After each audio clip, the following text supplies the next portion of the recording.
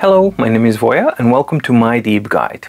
In today's video I wanted to pit against each other and compare the three most popular 10.3 e-ink note-taking devices that we've had on the market for over a year. And those are the Remarkable 2, the Supernote A5X, and the Note Air 1. Now, I've had all of these same exact three devices for well over a year. Remarkable 2 for over a year and a half, Note Air as well for over a year and a half, and A5X is almost a year and a half. So for me, I think it was a very important and an interesting thing to revisit these devices. Where did they start and where are they now individually, and when compared to each other in different categories a year and a half after they've been released. So the first category for me would be the reliability, which I think is one of the most important ones, because what good is a device if it's not reliable or if it proves to be problematic? And generally speaking, for me personally, all of these three devices in my use case scenario have been proved to be reliable, and I haven't had any hardware issues with any of them, right? But that's just my own personal, individual, singular experience. What I also wanted to kind of take into account here is the experience of other users as well, and what they have been reporting on Facebook groups and on comments and on emails and when we were writing to each other and all that kind of stuff. So like a combined experience to try and get a general sense of feel of what the reliability generally is for all of these three devices and how they rank compared to each other. And in the third place, or the last place, would be the Remarkable 2, mainly because there has been a really significant number of users that have experienced, reported, documented, and have had issues with hardware issues with the design and with the Remarkable 2. The most severe one is basically cracking of the screen, cracking of the glass, and breaking of the screen itself, which renders the device completely unusable and dead in the water. Now, in some cases, it is very much easily explained. Remarkable 2 has proved to be a very fragile device, so if you put something even mildly heavy on it, or if it drops from any kind of height or anything like that, there is a tendency that that screen will unfortunately break. So that's one of the things. Then the other one was like maybe a cat walked over it and the screen cracked. That was also a genuine case that I have seen reported happen. But more worryingly, there are also some basically cases that are definitely unexplained, and a moderator of the Facebook Remarkable group, who is very objective but leaning generally to a more protective side of things. They're willing to overlook some shortcomings of the Remarkable 2 as a device. They also had an unexplained case where luckily only the glass broke, unexplained completely, just overnight. It was fine in the evening, and in the morning it had a cracked screen and nobody was in the room and all that kind of stuff. Luckily the screen itself didn't break, so it's just a crack in the glass, but not all of the users were lucky, because some users actually had woken up to a screen that is completely broken and a device not usable. Now, Remarkable as a company, they do offer an option of refurbished products, but you have to lose time and you have to pay money to actually get that product replaced if you are lucky, right? So that's definitely big negative point to the Remarkable. And two things that come as far as reliability on top of it is that it's a very common occurrence that the power button, if pressed even remotely harder, or if it, God forbid, falls on it, it's gonna get jammed inside of the housing of the device, and then you either have to kind of try and pry it out, or it remains stuck, which is worse. And also the markers themselves, the material around the nib itself is incredibly fragile, and at 1 or 2 drops they tend to break, and the Facebook group is kind of riddled. At least 1 or 2 a month you will see like, oh, my marker broke, my marker broke, my marker broke. So when you account for all of these things as far as reliability goes between all of these three devices, even though the build quality and the beauty of the Remarkable 2 is really nice, but the design seems to have had some issues and had to suffer in order to achieve those 4.7 millimeters. definitely a lot of fragility has been added, and it's not something that's very reliable. Note Air 1 has proved to be a very reliable hardware-wise device.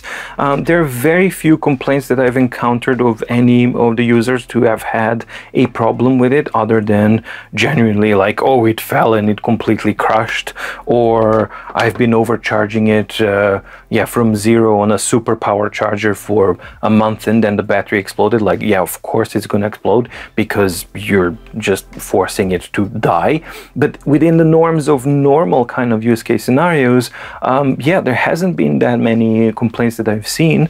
And in my case as well, I've been treating it less gently than the Remarkable 2, and also it has been my daily driver for well over a year, and I haven't had a single hardware issue with the device, not one, which is really, really good. But on the software side of things, recently things took a drastic turn. And why am I mentioning them in reliability?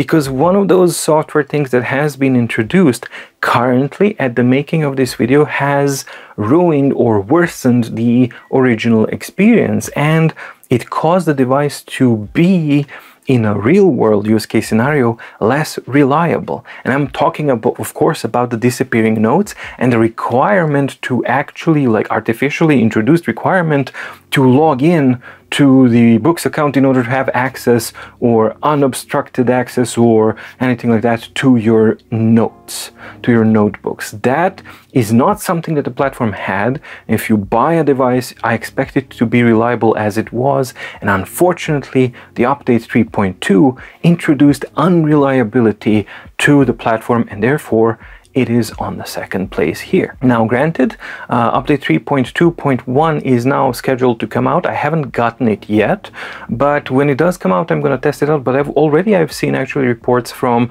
several users where they say that it's like, supposedly it has been mitigated, that the notes will no longer disappear, but now you have like a pop-up constantly nagging you to log in all of the time, which is definitely not the solution that we were looking for. We just want it to work the way it did, right? And then whatever it is extra, just put it somewhere else that it's not in front of our screens, and don't force it on the users. So as far as reliability goes, strangely, because of a software update, Boox Note Air was actually kind of downgraded because of that one. And that leaves us with the Supernote A5X, which is the only device out of the three that has behaved consistently reliable, hardware and software wise, never a single fault of any kind. So it just became better and better. So the performance got better, the battery life got better, and the reliability and stability was only improved through software updates, and I haven't had any hardware issues with the device whatsoever. Supernote A5X, amongst these three, definitely comes out on top. Writing latency is one of the very, very, very important aspects of these devices, because they are primarily going to be used by users as note-taking devices. Because if you need just an e-reader, there are definitely different and cheaper devices on the market than these guys. And also, if you just want a reader, there's no point in you using a device that has a Wacom layer on top, worsening the image quality and all of that kind of stuff. So in the realms of e-note-taking devices, writing latency is a very important factor. And here at the third place will be the Note Air 1, because it has started its journey when it was launched at around higher 40-ish milliseconds, and over time it got lower to kind of 45-ish milliseconds of speed, which is okay, definitely okay, but it is not as good as Note Air 2, which was released recently, which actually goes down to lower 30 milliseconds. And here is a problem, because this is an artificially induced limitation. The hardware on the Note Air 1 is most definitely capable of doing that. So devices that have older screens, devices that have less powerful CPUs are able to pull out much faster writing latency, and more damningly, the sister product, the younger product, which is really not that much more powerful, powerful, is way faster than the Note Air 1. So that is definitely a problem. And also, even if there wasn't a Note Air 2 to kind of contend with and kind of shine a light that Note Air 1 could be faster if they allowed it to be, there's a problem of stagnation. When it came out until a year and a half later, it's still at the same speed, and that's not what the competition is doing. So therefore, it's performing the worst in this category. Now, in the second place, I've had a lot of issues kind of making sure and trying to be objective, and only because I'm really trying hard to be very objective. This is the only reason why Supernote A5X is on the second place here, but subjectively, Supernote A5X should be in the first place, as far as I'm concerned at least. And here is why. When Supernote A5X was released to the market, it started its journey at 52 milliseconds of writing latency, which was respectable, standard, and normal. That was considered normal back then. But in the meantime, things have changed, and all of a sudden, like a couple of months ago, back in December, they released an update that improved the writing latency speed of the Supernote A5X and the A6X up to 24 milliseconds. That's more than twice as fast in a span of a year. Let's say, yeah, it's a year-ish kind of the life of the device. And that is unbelievably impressive, because let's take a look at the Boox Note Air and Note Air 2 example. Boox, for example, released a whole new device in order to give you, amongst other things as well, but also faster writing latency of up to 32 milliseconds as compared to 45 milliseconds to Note Air 1. Whereas if you had purchased in A5X, you didn't have to buy a new device, you didn't have to buy a subscription, you didn't have to do any of those things, you just had to enjoy using it, be patient, get an update, and get an update that makes it feel like a brand new device, and it becomes one of the fastest devices on the market. And that, in my book, even though technically Remarkable 2 is by 1 millisecond faster still, that is why objectively I have to put Remarkable 1 on number as the winner, because it is measurably the fastest one. But subjectively, I feel that because of the journey and the improvement that has been made with the Supernote A5X, for me personally, Supernote A5X is on the first place here, but objectively, Remarkable 2 is holding that one spot, even though it's holding it for its dear life by 1 millisecond. Just 1 millisecond between Supernote A5X and the Remarkable 2, but it is there. And also, granted, Remarkable 2 had that same speed at the release date. And that's a positive and a negative thing as well, so maybe they've extracted the maximum technology could do at the launch time and they couldn't push it further. That's very much likely the possibility, but either way, it is the fastest by ever so small of a margin, but still the fastest one on the market. As far as the battery life goes, on the third or the last spot will be the Supernote A5X, and while it has absolutely, definitely, it has had very meaningful and properly good battery optimizations that have been issued, and it has improved it quite a lot, it still is missing one key component, and that is it doesn't have a battery zero state in a sleep function. So then, as long as it doesn't, it's still, when it sleeps, it will still lose the battery over a course of a week. For example, if you're not using it, it will not get spent completely, but it will drop the consumption a little bit. And therefore, I think that it would benefit from having at least an option of auto shutdown timer. So if we had an auto shutdown timer at maybe 6 hours or 12 hours to choose from, then it would be massively improved, because if you just start it up at the beginning of the day, right, and then it remains that minimum power state, it's not zero, but it's minimum, it's not really spending a lot, and then you finish what you were doing and you go to sleep, and then, you know, it auto shuts down, doesn't lose any power, and maybe you don't use it for 2 days, because you went on a hike or something, and then you come by, it hasn't used any battery. And that's what it's currently lacking. So if and when they improve that, then the Supernote will actually perform better. But right now, if you were to set out all of these three devices on a standby and leave them at that time, with the Supernote A5X, you have the biggest chance to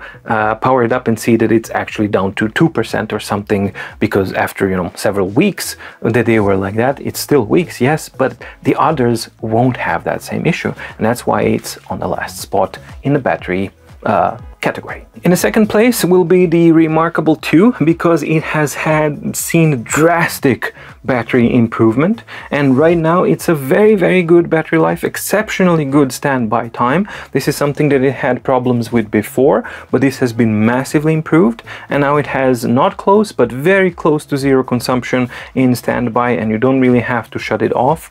It's a really good thing to kind of have it like that. So it's a massive improvement on the Remarkable 2. But there's really no comparison between the other two, because as far as the battery management and the sheer battery amount, Note Air was the best performer as far as the battery life goes, and still is the best performer as far as the battery life goes. Reading, note-taking, standby, shutdown, all the options definitely comes out on top in the battery category. Now, as far as the functionality improvements over time goes, all of the devices have received several updates over the course of this year or year and a half. Now, let's grade them how they compare to each other and which one was the most, the most impressive and most functionalities that have been added. So the worst performing here would be Note Air 1, again, disappointingly, because over the course of a year and a half, it has received two meaningful updates. It was released with the version of the OS version of 3, then around April it got an update to 3.1, and then towards the end of the year we got an update, the disastrous update of 3.2. Now, while the 3.1 and definitely 3.2, they both cumulatively do bring valuable things to the table, and they do improve the platform in some ways. The main problem here is that each one of those also introduced some new problems that were not there beforehand, and that is very much so true with the update 3.2, which has actually taken the platform several steps back, surprisingly and disappointingly. Most of which is the already mentioned, the disappearing notebooks and the introduced instability of the platform, which was never the problem before. So when you combine all of these things, it's like, yes, we've had steps forward, but then we also had steps backwards. And when you combine all of those things and you step back and you take a look at the platform itself from an outsider's perspective, you actually see that it has not really moved forward that much. It's more akin to moving left, right, and kind of roaming around. And in that roaming around, it has made some strides forward, but it definitely doesn't have a focused direction. I don't know where the platform is going. I don't know what they want to do. And it seems like they're just trying stuff out and see what sticks, and then, see what happens. And because of all of that, it's definitely amongst these three the worst performing in the past year and a half. In the second place would be the Remarkable 2. It has received a fairly large amount of updates, 12 updates if we are technically correct, right, throughout these year and a half. 12 updates sounds a lot, right? But the problem with that is that the first half and a little bit over half of that was just them trying to get a handle on stability issues and on numerous problems that Remarkable 2 had on the software side of things. And then they finally started to introduce new functionalities and new features, but at an absolute snail's pace. And we're talking about, hey, here's a new update and we get a gesture, like one new gesture. It's a good gesture, it's a good functionality, but to wait months and months to actually get like a new gesture, and then wait a couple of more months and then you get another gesture, while these are eventually going to get somewhere and they do build up to a better platform over time, they are definitely on a slower side of things, and there are still issues with the platform that have not been even acknowledged, let alone addressed. Yes, I'm talking about bookmarks, custom templates, the lot. None of it has been addressed, and that is a problem with this platform. However, if I were to take a Remarkable 2 from September of 2020 and the Remarkable 2 of now, mid-March 2022, and put them side by side, the new one will be a drastically improved platform, and because of that it is above the Boox Note Air 1 in this comparison. So it is a good performer, but definitely could and should have performed better. And another negative point that we have to take into consideration, because it was a significant negative turn for the Remarkable platform, is the introduction of the Connect subscription.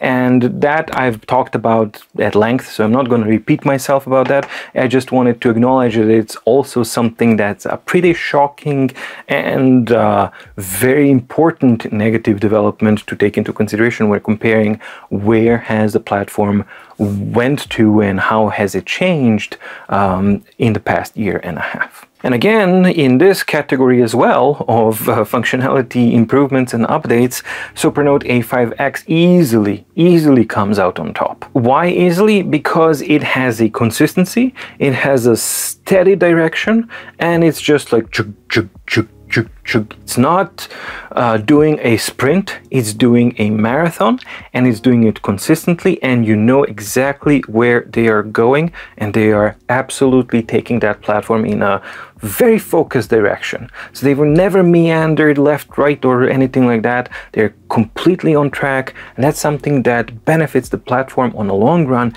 greatly. Because analogy that I compared here a little while ago, Remarkable 2 from a year and a half ago and Remarkable 2 now, if I had two devices of A5Xs, one that was released a year ago or a year and a half ago, and one that we have now, the one of today would perform as a completely new model, because everything has been completely improved. The performance has been improved, the touch responsiveness has been improved, the writing latency has been improved, the battery life has been improved, the overall user interface has been improved. You have more functionalities, you have, like, it's insane. So basically, like, there's no competition here. The A5X and the Rata completely obliterated the competition as far as the introduction of new functionalities and new features goes in the past year and a half between these products. Now, as far as the value comes, after a year and a half, unfortunately for me, because this has been my daily driver and something that I really loved, but when you take all things into consideration, Note Air 1, I have to grade it as the worst performing of the three as far as the value itself goes. And I have to explain why, because some people are going to go like, why? Well, here's why. First thing is this: while it has had some improvements in functionalities and some updates over the time, it failed to address most of the most important issues that the platform actually has, which is the ease of use, the accessibility, all these kinds of things. And not only that, but even those steps forward that it took were kind of nullified because of the new problems that have been introduced and because of the lack of the direction. Where is the platform going and what is it that where do they want this platform to go? There's simply no clear message here, and that is a stark contrast to Remarkable 2 and the Supernote A5X. Both of those other platforms have a very, very firm and focused direction where the user interface and user experience is supposed to go, and that is unfortunately still not the case with the Note Air. We had a glimpse of it when it was launched with the with the OS 3.0 and a little bit with 3.1. It was on the right track. It started going in the right direction, and then suddenly with the OS 3.2 they took like a right turn. They changed everything yet again, and they introduced problems that were never a part of the platform, introduced instability and all of these kinds of things, and just kind of made it all much worse. Why? I have absolutely no idea. Another thing that impacts the value of Note Air 1 is the introduction of the Note Air 2, and for me at least, an apparent artificial limitation of the Note Air 1, because it remains fixed on the Android 10, doesn't get an Android 11 update, and that sucks for sure. And then more importantly, performance is maybe not artificially limited, but then again, maybe the platform is not receiving enough attention to actually get it to bring it out to achieve its potential. Because if the Supernote A5X can do what it does with its hardware, then the Boox Note Air 1 would most definitely have to be able to at least get close to it and make a similar type of advancement, if not the same one. So with all those things added, the value is simply diminished because of these things. Now the second worst performing, or the second best, would be the Remarkable 2. And even if we disregard, especially in the value side of things, if we start and try to disregard the introduction of the Connect subscription, just bear with me. How can you do that? Well, I can, because a majority of owners, if you've owned it for a year and a half, that Connect subscription doesn't really apply to you because you have been grandfathered into the program, so you are not limited, because by law they can't take away functionalities that have been there. And as we already said, the Connect subscription doesn't really offer anything new. It just simply locks behind a paywall stuff that was already available for new users only. So even if I disregard the added expense and the inconvenience and just whatever, all of the stuff regarding the Connect subscription, while the platform had numerous updates, and that's a very nice thing, it's simply not enough, because they came out and what each of those updates has offered was absolute bare minimum, with the exception of maybe 2 updates. So 2 out of 12 were proper updates. Everything else was just absolutely bare minimum, and things that have been implemented are MVPs, minimum viable products. So for example, the implementation of the Dropbox, Google Drive and OneNote, I mean, the way that's implemented is just absolutely dreadful. So while on paper you can say like, yeah, we had 12 updates, it's like, it's not about quantity, it's also about quality. And the quality of those updates actually lacks in the majority of cases. The things that do shine through for me is the swipe down 2 gestures, but then again, we're talking just about the 2 gesture thing, but that's where they degraded you, where you're like, yay, we cut a gesture. So that one is a nice functionality, but the only objectively good update that the platform received is the screen share thing. So that one has definitely and genuinely been improved quite considerably, but everything else was just like, meh, nice, but way too little for when compared with the competition. And finally, you also have to account with the Remarkable, the fragility and the unreliability of the hardware side of things of the device, because for those users who have experienced malfunctions, cracked screens, broken batteries, or whatever it may be, they have incurred cost as an inconvenience in the terms of either time or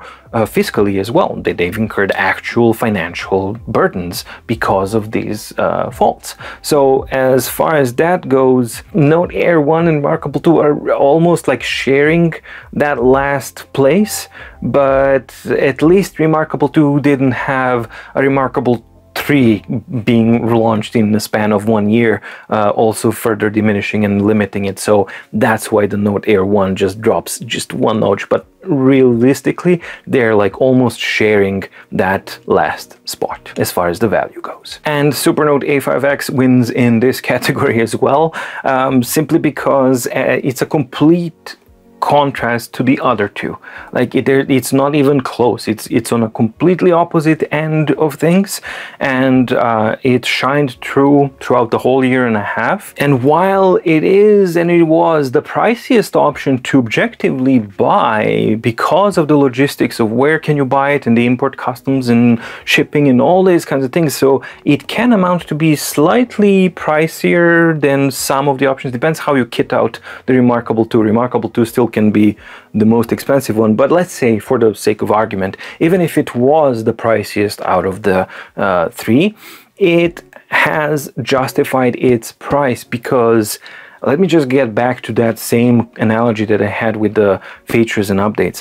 What you end up with today with the A5X is equivalent of basically of a brand new device, as if they have renewed the internals and everything, because every single aspect of the device has been improved and works better.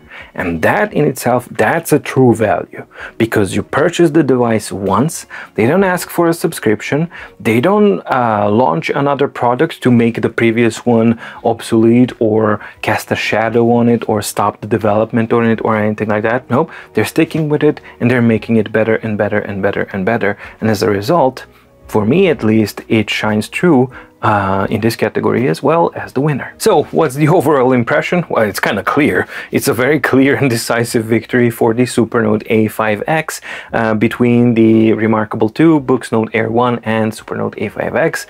What are they like after a year and a half? Well, yeah, Supernote A5X proved to be the best out of the three. It proves to be the most reliable, the most improved, and the device with most value overall in the long run in this comparison. And not to diminish the success and the hard work that came from Rata team into actually developing these things, but because it most definitely is.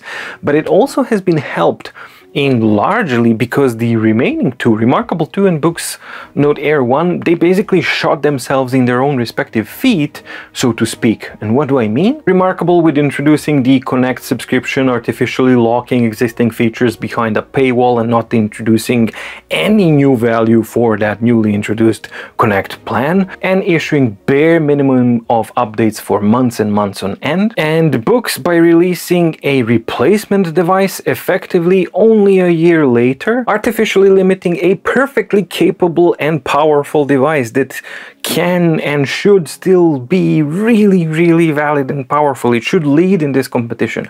But because of these things, it's just been like artificially like, oh, stay down. Don't, but I can do more. No, you stay down. So I don't get that part. It's really doesn't make any sense, because not only do you get like Note Air 2 now, but you also get the updates that diminish and worsen the functionality of, again, perfectly functioning device. Unfortunately, they limited the device, and as much as I love it, and it is my daily driver, and it's like I want it to do the best, but it simply isn't. So as a result of all of that, Supernote A5X comes out as a clear winner in this comparison of how the leading 10.3 e-ink note-taking devices have fared against each other in the past year and a half. I hope you liked the video. If you did, please like and subscribe and ding the notification bell down below to get notified when the new videos come out on my deep guide. Let me know what your experience was if you own one of these devices, if you agree or disagree with this assessment. This is how at least I've seen in them from the data that I could collect. This is the impression that I've got about these three devices a year and a half later. Also remember to check out, if you haven't already, the My Daily Organizer. It is an interactive PDF file with hyperlinks that allows you to have a yearly organizer, quarterly, monthly, weekly, daily, with journaling options, with to-do lists, notes, and diaries, and all sorts of things. A really, really powerful organizing tool that has helped a ton of people, and hopefully it's something that could help you as well to gain a little bit more control and to organize your private, personal, or professional life. So if that's something that sounds interesting to you, check out the links down in the description below for the product, and more importantly for the video playlist, to check out those videos and see if My Daily Organizer is a product that might suit you or not. Thank you so much for watching. Stay safe, stay healthy, and see you in the next video. Bye!